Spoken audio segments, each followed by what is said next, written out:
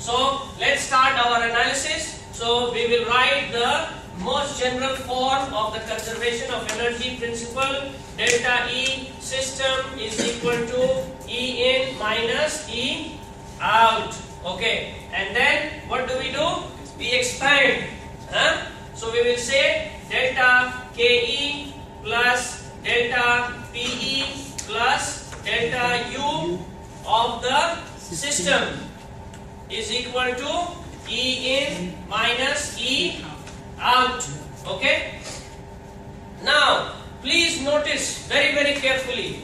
Right now we have chosen our system to be the gas only, or the fluid only. This is my choice, right?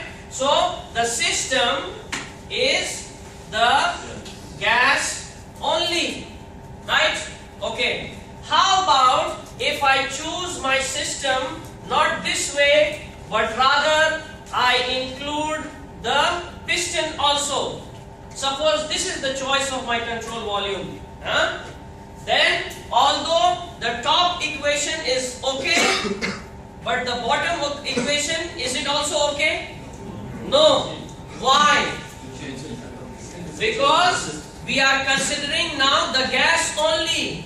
But now, according to this control surface, the piston is also a part of the system, right? So then I will have to write plus delta KE plus delta PE plus delta U of the piston is equal to E in minus E out, right?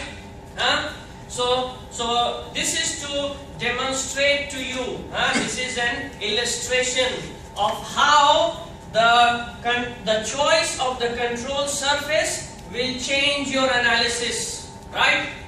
Do you get the point? So now if you ask me the question, which control surface is the correct one, the first one or this one? The answer is, the choice is yours. Okay? In one situation, depending on the information that is given in the question. So for example, if the question does not give you any idea about the weight of the piston, if it does not give you any idea, if it does not tell you what is the weight of the piston, then should you include the piston in the system? No, you should not. Because if you do include the piston in the system, you will get stuck. You will not be able to calculate the change in potential energy of the piston. You can cancel or drop the change in kinetic energy of the piston, making some assumptions. You can drop the change in internal energy of the piston, also making certain assumptions. But you cannot drop the change in potential energy of the piston, because the piston has some mass and it is moving up, right? So there is going to be change of potential energy, correct? Now, if the mass of the piston is not given, then you will not be able to calculate the delta PE. So you will get stuck.